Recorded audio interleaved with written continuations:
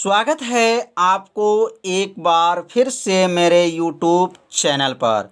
तो आज क्लास 12 के भौतिक विज्ञान अभ्यास 4 में आज हम लोग पढ़ेंगे चुंबकीय क्षेत्र में आवेशित कण की गति के कारण पथ की त्रिज्या, आवर्तकाल, आवृत्ति का सूत्र का निगमन। तो आज जो है हम लोग 3 सूत्र का निगमन के बारे में अध्ययन करेंगे। पहला त्रिज्या का, दूसरा आवर्तकाल का और तीसरा जो है आवृत्ति का सूत्र का निगमन किया जाएगा। तो एक आवेशित कण है और जो है वृत्ताकार मार्ग में क्या कर रहा है, गति कर रहा है। तो इसमें जो है वृत्ताकार मार्ग में जब गति होता है तो इसकी त्रिज्या क्या होगी, इसकी त्रिज्या का सूत्र क्या बनेगा, इसका आवर्तकाल क्या होगा और इसका आवृत्ति क्या होगा। तो एक एक लाइन बताया जाएगा और आप सभी विद्यार्थी इसे अपने कॉपी में नोट करते चलिएगा। तो यहाँ एक वृत्ताकार जो है पथ है और यहाँ पे जो ये गुणा का जो चिन्ह बना हुआ है ये चुंबकीय क्षेत्र है। क्या है?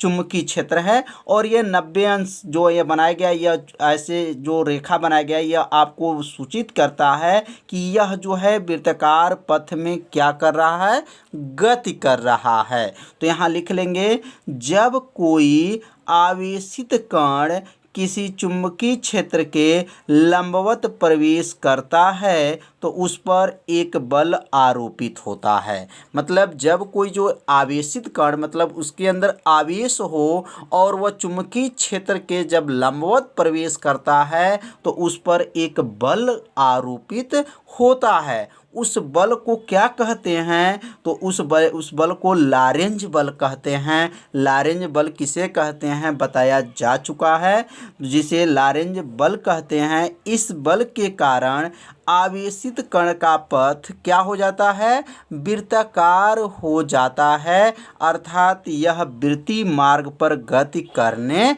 लगता है। मतलब लॉरेंज बल के द्वारा जो है यह वृत्ताकार पथ हो जाता है और वृत्तीय मार्ग पर क्या होने लगता है, गति करने लगता है। तो आप सभी विद्यार्थी पहले इस चित्र को बना लीजिए और उसके बाद से यहाँ से लेकर के और यहाँ तक आप पहले अपने कॉपी में क्या कीजिए, नोट कर लीजिए। नोट करने के बाद से अब यहाँ माना लिखा जाएगा कि माना कोई जो आवेशित कण है उस पर क्या है, चुंबकीय क्षेत्र B है और वेग क्या है, v है, लगने वाला बल क्या है, F है। तो यहाँ माना जो है 2 लाइन लिखना होगा। तो अब माना लिखेंगे, तो यहाँ लिखेंगे माना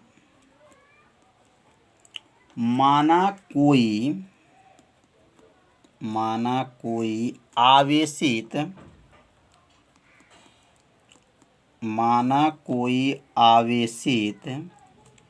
कण चुंबकीय क्षेत्र किससे प्रदर्शित करते हैं? तो चुंबकीय क्षेत्र को B से प्रदर्शित करते हैं। चुंबकीय क्षेत्र क्या है, B के लंबवत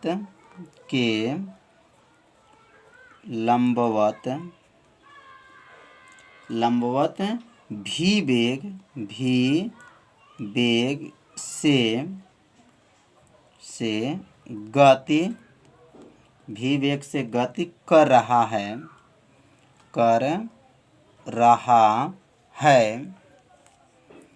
तो इस पर लगने वाले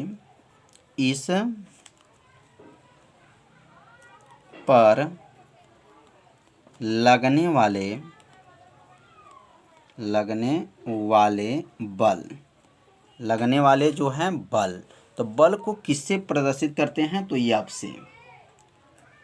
बल F बराबर क्या होता है?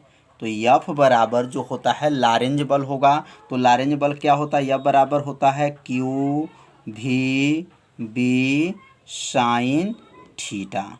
यह सूत्र आप सभी विद्यार्थी पढ़े होंगे। यह लॉरेंज बल का सूत्र है। यह बराबर क्या होता है, Q V B sine theta. और यह लंबवत गति कर रहा है। लंबवत का मतलब होता है यहाँ थीटा बराबर जो है 90 अंश रखेंगे। क्या रखेंगे, 90 अंश। जहाँ लंबवत की बात होगा वहाँ 90 अंश जो है कोण बनता है। तो अब यहाँ पे थीटा के जगह पर जो है 90 अंश रख लेंगे। तो यफ बराबर क्या बन जाएगा, यह बराबर क्यू भी बी साइन हो जाएगा और थीटा के जगह पे क्या हो जाएगा, 90 अंश हो जाएगा। तो अगला लाइन बनेगा यफ बराबर जो होगा यहाँ लिखेंगे क्यू भी बी साइन 90 अंश का मान क्या होता है। तो साइन 90 अंश का मान आप सभी विद्यार्थी जानते होंगे 1 होता है। यदि आप नहीं जानते होंगे तो याद रखिएगा साइन 90 अंश का मान क्या होता है, 1 होता है।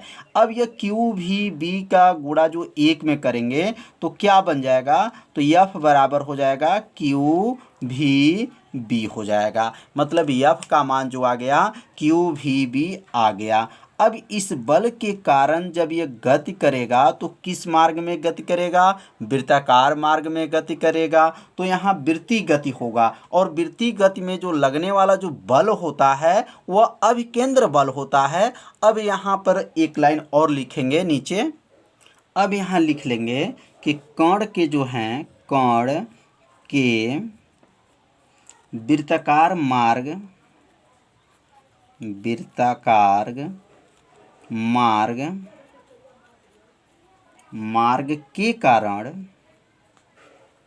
के कारण लगने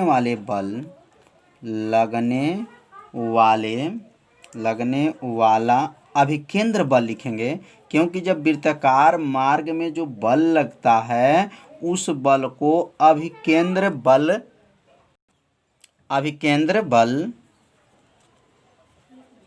बल किससे प्रदर्शित करते हैं, तो यफ से। और यफ बराबर क्या होता है, तो यफ बराबर आप सभी विद्यार्थी पढ़े होंगे यम भी का स्क्वायर बटा क्या होता है, आर होता है। यह क्लास 11 में पढ़े होंगे अभिकेंद्र बल। तो यह लॉरेंज बल के द्वारा क्या था, यह वृत्ताकार मार्ग में गति कर रहा है। और वृत्ताकार मार्ग में जब गति होता है तो उसमें जो लगने वाला जो बल होता है उस बल का नाम क्या हो जाता है, अभिकेंद्र बल होता है। और अभिकेंद्र बल किससे प्रदर्शित करते हैं, यफ से। तो यह बराबर क्या हो जाएगा, यम भी का स्क्वायर बटा क्या हो जाएगा, आर। और यह बन जाएगा समीकरण नंबर 2। समीकरण 1 में क्या मान आया था, तो यफ बराबर क्यू भी बी आया था। और यहाँ पे जो आया है यफ बराबर यम भी का स्क्वायर बटा आर। तो यहाँ यफ का जो मान यहाँ रख सकते हैं तो लिख सकते हैं समीकरण 1 का जो मान निकला है, समीकरण 1 का मान समीकरण 2 में रखने, समीकरण 1 का मान किस में रखेंगे, समीकरण 2 में रखने पर। तो यहाँ लिख लेंगे समीकरण 2 में रखने पर। अब समीकरण 2 में जो है मान रखेंगे तो यफ का मान जो समीकरण 1 का मान जो है क्या आया था, तो समीकरण 1 का मान जो आया था क्यू भी बी आया था। तो यहाँ लिखेंगे क्यू भी बी बराबर क्या हो जाएगा, यम भी का स्क्वायर बटा क्या हो जाएगा, आर हो जाएगा। तो यह किसका मान रखे हैं, तो यफ का मान है जो समीकरण 1 में निकला है, लॉरेंज बल है, क्यू भी बी है और यम भी स्क्वायर बटा आर हो गया। अब इस आर को यहाँ कर देंगे और क्यू भी बी को क्या कर देंगे, नीचे भेज देंगे। तो यहाँ आर ऊपर चला जाएगा तो आर बराबर क्या होगा, यम भी का स्क्वायर बटा और नीचे क्या चला जाएगा, तो नीचे क्यू भी बी चला जाएगा। तो यहाँ क्यू भी बी, तो यह क्यू भी बी नीचे भेज दीजिए। और यह आर का नाम क्या है, त्रिज्या है। और यहाँ पहला जो सूत्र का निगमन करना था वो किसका करना था, तो त्रिज्या का। अब यहाँ देखेंगे भी जो है स्क्वायर है और नीचे देखेंगे एक भी है। तो एक भी से इस एक भी को क्या कर सकते हैं, काट सकते हैं। तो जब कट जाएगा तो क्या बचेगा, तो यम भी आर बराबर क्या बचेगा, यम बचेगा, एक भी बचेगा बटा हो जाएगा। और यह जो है भी से भी जब कट गया है तो यहाँ क्या बचेगा, क्यू बी। यह किसका मान आ गया? तो यह जो है त्रिज्या का मान आ गया। तो वृत्ताकार पथ की जो त्रिज्या का सूत्र जो है आवेशित कण में क्या है त्रिज्या का सूत्र? तो आर बराबर जो है एम भी बटा क्या है क्यू बी। एम का नाम क्या है? तो द्रव्यमान है, भी का क्या नाम है? वेग है, और क्यू का नाम क्या है? आवेश है, और बी का नाम जो है चुंबकीय क्षेत्र है।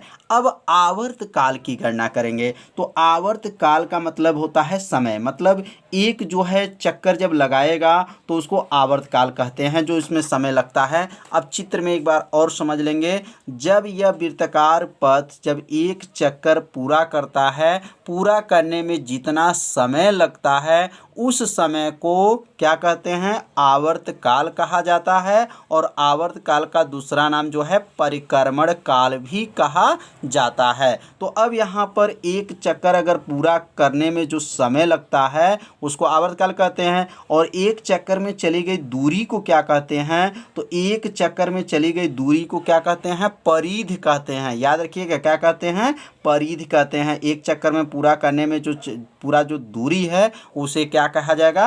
परिधि कहा जाता है। तो अब आगे लाइन लिखेंगे। समय बराबर जो होता है सूत्र क्या होता है? तो आप सभी विद्यार्थी जानते होंगे।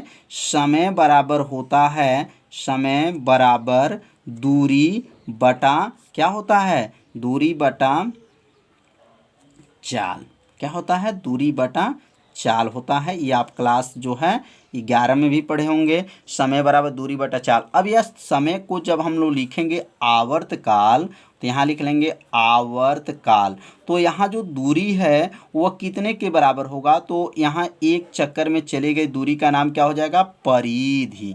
क्या होगा? परिधि बटा, और यहाँ चाल जो है क्या है? यहाँ चाल को किससे प्रदर्शित करते हैं? तो भी से। तो यहाँ लिखेंगे आपको चाल जो है, चाल ही रहने दीजिए।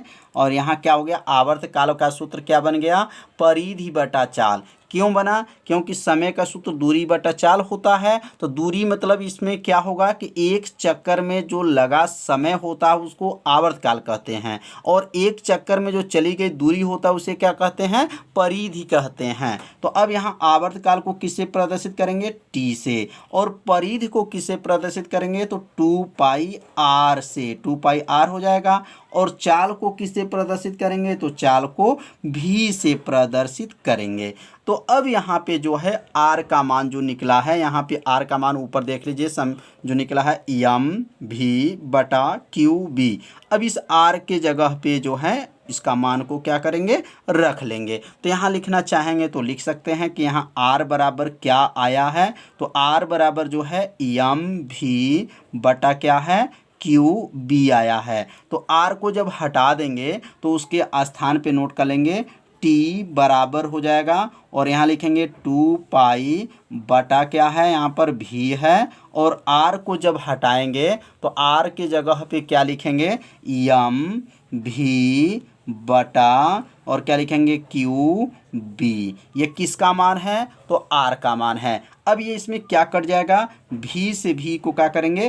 काट देंगे। जब भी से भी जब कट जाएगा तो बचेगा क्या? तो टी बराबर हो गया 2 पाई एम बटा, और यहाँ लिखेंगे क्यू बी हो जाएगा। यह किसका सूत्र आ गया? तो आवर्त काल का सूत्र आ गया। आवर्त काल का सूत्र क्या आया?